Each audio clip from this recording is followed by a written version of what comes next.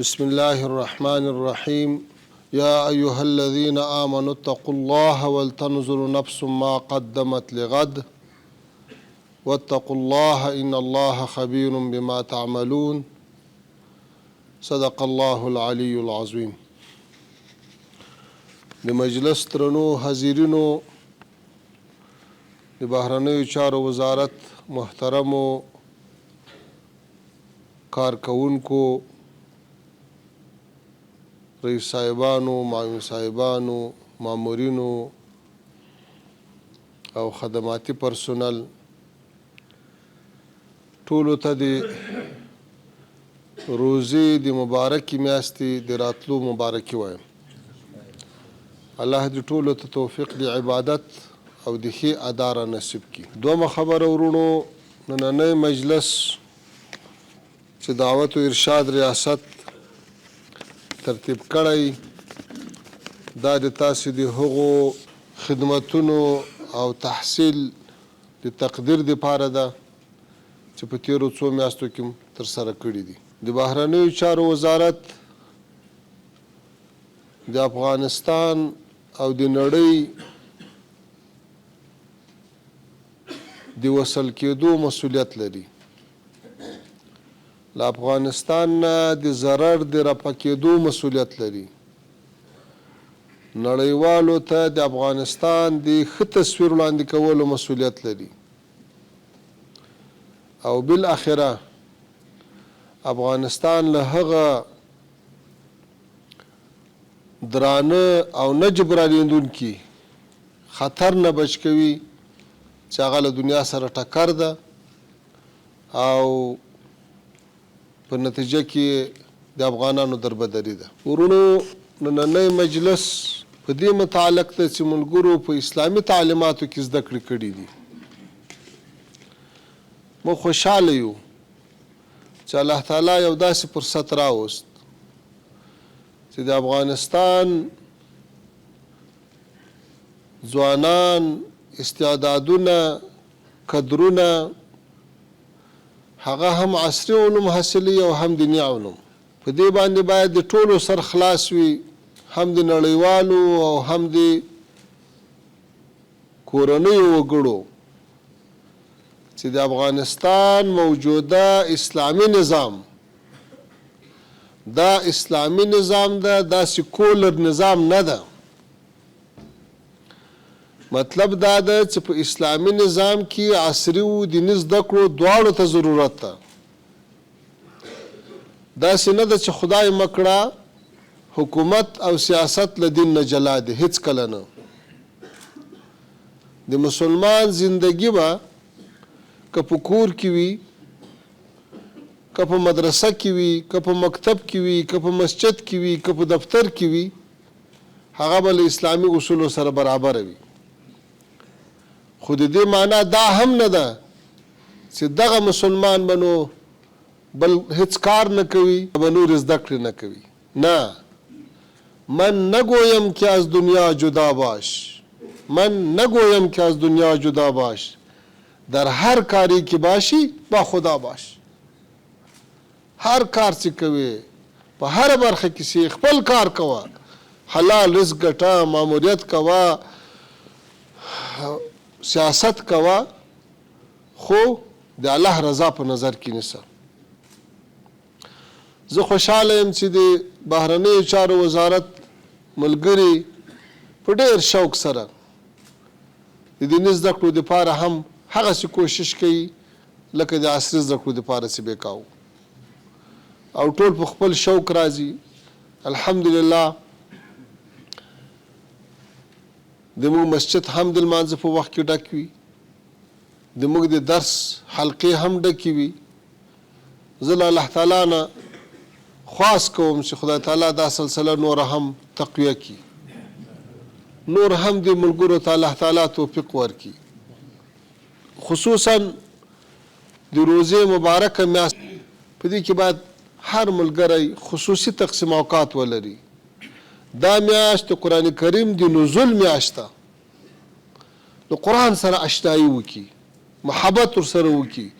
محبت او اشنایي تلاوت ده، ترجمه ده، تفسیر ده، که څوک د تفسیر او د ترجمې توان لري هغه دې وکړي، که څوک هغه نه لري تلاوت دې وکړي، که څوک د تلاوت توان نه لري د زده کړې کوشش دې وکړي. الحمدلله په وزارت خارجه کې ټول د لوړو زده کړو خاوندان دي، لیسانس دي، ماسټرۍ لري، دکتراوې لري او پوهه لري، قلم لري. نو که د دې زده کړو برخه هم غني سي، هم به د خپل کور دپاره بهترین معلم وي، هم به د جامعې دپاره بهترین معلم وي. هم چې کله کوم یو ملګری د ډیپلومات په حیث باندې کوم سفارت ته ځي، کومې کنسلګیرۍ ته ځي، هلته به په ټولو برخو کې رسېدلی وي. هلته به په دیني علومو هم ښایسته وي، په عصري علومو به هم ښایسته وي. افغانستان هغه هیواد ده چې 45 کاله د کفر او اشغال په مقابل کې سختې قربانۍ ورکړې، خو سر یې ټیټ نه کړو. نیستي یې قبوله کړه، هجرت یې قبول کړو، دربدري یې قبوله کړه، ولې بېدیني یې قبوله نه کړه. اتحاد جماهیر شوروي د خپل وخت ډېر لوی قوت و، خو دې بې وسلې او بې سر و سامانه ولس یې مقابله وکړه، وطن یې ځینې آزاد کړو. تر دین تېر نه سول، تر خپلو ارزښتونو تېر نه سو. امریکا او ناټو متحدین یې ډېر لوی قوت و، د هېچا زړه ته هم نه لوېده چې دا به بېرته شکست خوري. خو دا په دین مین ولس له سر نه تېر سو، له مال نه تېر سو، له اولاد نه تېر سو، له جایداد نه تېر سو، خو له دین نه تېر نه سو، له وطن نه تېر نه سو. هغو ته هم شکست ورکړو. نو چې یو وارې دې ملت په دین باندې دومره قربانۍ ورکړي دي او بالاخره یې د خپل وطن دپاره دا لقب ګټلی چې دا د امپراتوریو هیدره ده، نو بیا خو د دې وطن چلونکی باید په دین پوه وي، بیا خو باید په اسلامي سیاست پوه وي. د موږ تاسې دپاره ورونو ډېره اړینه ده چې اسلامي ارزښتونه وپېژنو. دلته چې اغیار رالو، دلته چې کفار رالو، دلته چې اشغالګر رالو، نو یوه اصطلاح یې دا مشهوره کړه چې موږ دلته ملت جوړونه کوو. آیا موږ تاریخ نه لرو؟ موږ ملت نه لرو؟ موږ ارزښتونه نه لرو چې دې نوي راته جوړوي؟ باید دې ته ډېر متوجه سو چې خپل ارزښتونه وساتو، خپل دین وساتو، خپل هغه سپېڅلي ملي عنعنات وساتو، د نورو له تاثیر نه ځانونه خلاص کړو. د اسلام مبارک دین ډېر غني دین ده، هغه د دین ټولو شعبو ته شامل ده، هغه په ټولو برخو کې لارښوونې او هدایات لري. نو موږ تاسو ته پکار ده بیا خصوصا د یو ډیپلومات په حیث باندې چې دې برخه ته ډېره ښه توجه وکړو. تاسې هم مطالعه کولی شئ، هم درس ویلی شئ، هم له علماو زده کولی شئ، هم په مطالعه کې حاصلولی شئ، په ټولو برخو کې کار کولی شئ. نو د ما هیله به دا وي چې لکه څنګه چې اوس یې موږ تاسې وینو، الحمدلله د بهرنیو چارو وزارت کومې کړنې چې دي، کومې لاسته راوړنې چې دي، هغه له هیچا پټې نه دي. نن الحمدلله د بهرنیو چارو وزارت سره د نړۍ په مختلفو برخو کې 38 استازولۍ په تماس کې دي او په اطاعت کې دي. نو د 38 نمایندګیو که هغه سفارتونه دي که کنسلګیرۍ دي، نه د رشوت شکایت راځي، نه د اختلاس شکایت راځي، نه د چا د کار د ځنډ شکایت راځي.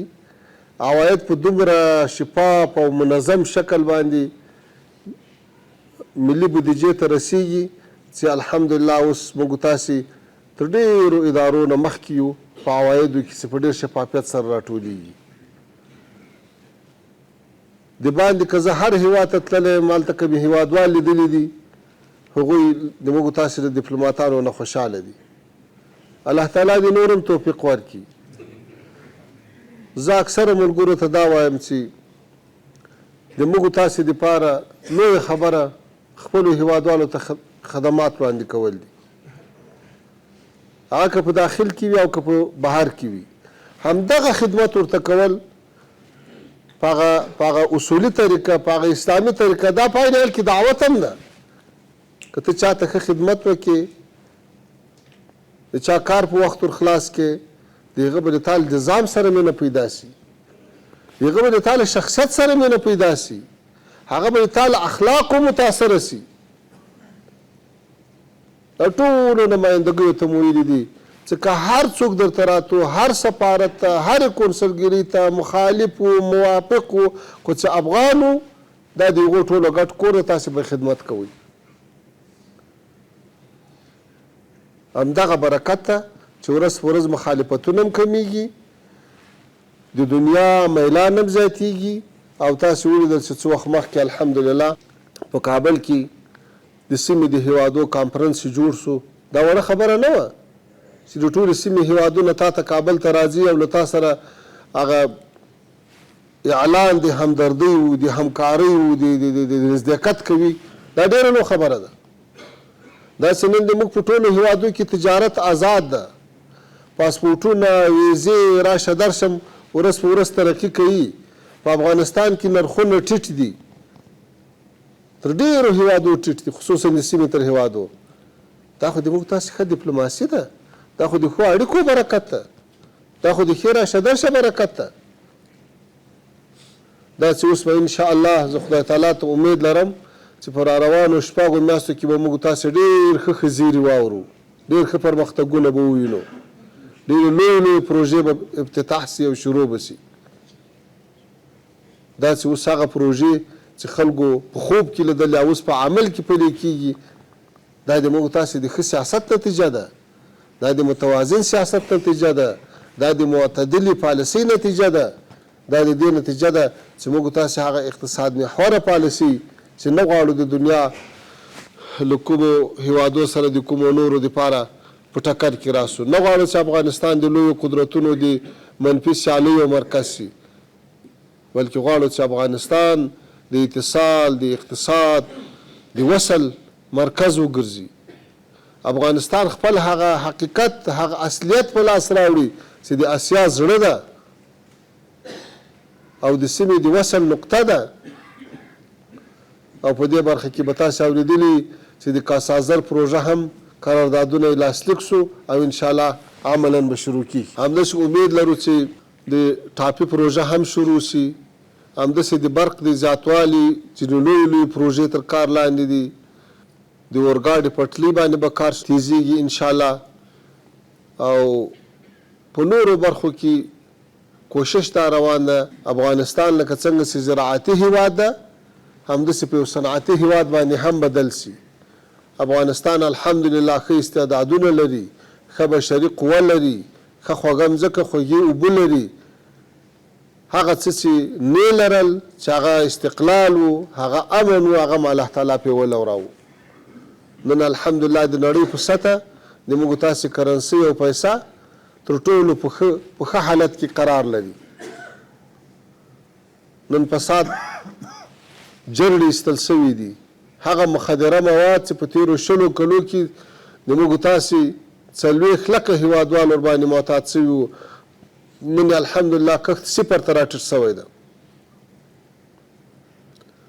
نو چې هم د سیمې سره مثبت تعامل لرو هم امنیت مثالي ده هم سرحدات خوندي دي هم د مخدره موادو مخه نیولې ده او هم د ترانزیت لپاره بهترین سهولتونه رامنځته کړي دي او هم په ټول هیواد کې مخالفت نشته او هم فساد له منځه تللی ده او هم ورځ په ورځ د ترقۍ نوي خبرونه اورو نو د نړۍ هغو هیوادو ته هم پیغام لرو چې تر اوسه پورې لا ډېر تعامل ته نه دي راوړاندې سوي چې تعامل ته راوړاندې سي د افغانستان ثبات لکه د افغانستان څه په ګټه ده د سیمې هم په ګټه ده د سیمې ثبات د نړۍ په ګټه ده د افغانستان جغرافیه د افغانستان جوړښت تجربه سو چې په تېرو 15 کلو کې نه لویو قدرتو اداره کو او نه داخلي تنظیمو اداره کو داسې اوس اسلامي امارت دا ټول وضعیت کنټرول کړی ده نو د دې لوی لاسته راوړنې باید ټول نړیوال قدر وکړي دا درسته خبره ده چې دلته 20 کاله اشغالګر راغلي وو، ډېر افغانان یې شهیدان کړو، په ډېرو زندانونه ډک کړو، ډېرې بمبارۍ یې وکړې، ډېر بمونه یې وغورځول. خو زموږ هغه مدبرانه پالیسي زموږ د مشرتابه دا ده چې موږ له ټولو سره مثبت تعامل غواړو، موږ له ټولو سره سیاسي اړیکې غواړو، له ټولو سره اقتصادي اړیکې غواړو. نو دغه دریځ باید استقبال شي، د دې باید قدر وشي، دې ته باید په درنه سترګه وکتل شي. نن موږ خوشحاله یو چې په نړۍ کې داسې کوم قوت نه غواړي چې مخالفین تقویه کړي. دا د افغانستان دپاره یو ښه زیری ده. نن موږ خوشحاله یو چې د افغانستان هیڅ یو مخالف له دې وجې له افغانستان نه ده شړل سوی چې په افغانستان کې ځای نه لري، بلکې هر څوک راتلی شي په خپل وطن کې آزاده زندگی کولی شي. اوس دغه پالیسي، دغه اسلامي سیاست، دغه ملي سیاست دا به دنیا ته څوک رسوي، څوک به تبلیغوي، څوک به تمثیلوي؟ همدغه تاسې ډیپلوماتان یاست. کوشش وکړئ ورونو مطالعه وکړئ، کوشش وکړئ د افغانستان له تاریخه ځان خبر کړئ، کوشش وکړئ له اسلامي اصولو نه ځان خبر کړئ. ځوانان یاست، استعدادونه لرئ، ښه فرصتونه لرئ، ښه دفترونه لرئ، هر څه درته رسیږي، له دې نه ښه ګټه واخلئ. په تاسې پورې د راتلونکي هیلې تړلې دي. دا ملت تاسې ته اړتیا لري، د تاسې استعدادو ته، د تاسې قلمو ته، د تاسې ژبو ته، د تاسې اخلاقو ته، د تاسې علم ته، د تاسې پوهې ته. نو په دې ټولو برخو کې د ما هیله دا ده چې ملګري ډېر متوجه سي. موږ دلته ډېره ښه زمینه ورته مساعده کړې ده. په وزارت خارجه کې مختلف کورسونه شروع دي. د ډیپلوماسۍ په انسټیټوټ کې د ډیپلوماسۍ کورس شروع ده، د عربي، د انګلیسي، د فرانسوي، د مختلفو ژبو زده کړې شروع دي. وخت په وخت غونډې او محفلونه جوړیږي، اسلامي تعلیمات شروع دي. یعنې دا یو بهترین فرصت ده چې هم عصري علوم حاصلولی سي، هم ډیپلوماسي زده کولی سي، هم دین زده کولی سي، هم د الله تعالی رضا حاصلولی سي، او هم په نتیجه کې هغه خپل حق و زحمه و هغه درته ټاکل سوی حلال رزق و تنخواه و معاش دې ځنډه اخیستلی سي. تاسې باور وکړئ زه دې ټولو ورونو ته د ورونو په سترګه ګورم. دا د هر و په کامیابي خوشحاله کېږم، دا د هر و په ترقي خوشحاله کېږم. لکه څنګه چې خپل ورور او خپل زوی ته عصري و دیني علوم دواړه خوښوم، د تاسې دپاره هم خوښوم. نن چې دا محفل جوړ سوی ده، په دې کې دا څو میاشتې خواري ختلي دي، هغو ته نن تحایف ورکول کېږي. دا تحفه به کېدای شي یو جوړه کالي وي، یو کتاب به وي، خو په حقیقت کې دا معنوي تحفه ده، دا تشویقي تحفه ده، دا د قدر او د عزت تحفه ده. نو د ما له تاسې نه هیله دا ده چې د دعوت او ارشاد پروګرامو کې همکاري ورسره وکړئ. خصوصا رئیس صاحبانو نه مې هیله دا ده چې د خپلو ملګرو دغه برخې ته ښه توجه وکړي او دغه پروګرامونه په ښه شکل باندې ورسره عملي کړي. لکه څنګه چې مخکې ملګرو وویل چې دغه د دین مسؤلیت د ټولو ګډ مسؤلیت ده. دغه دین بشپړ دین ده، کامل دین ده، د دې دپاره به ټول په ګډه سره کار کوو. الله تعالی دې تاسو ته توفیق درکړي. دا تر اوسه پورې څومره کار سوی ده د دې نه هم خوشحاله یو او په راتلونکي کې هم دعاګانې ورته کوو. الله تعالی دې نور هم توفیق ورکړي. دعوت ارشاد له ملګرو استادانو نه هم مننه کوو. واخر دعوانا الحمد لله رب العالمین.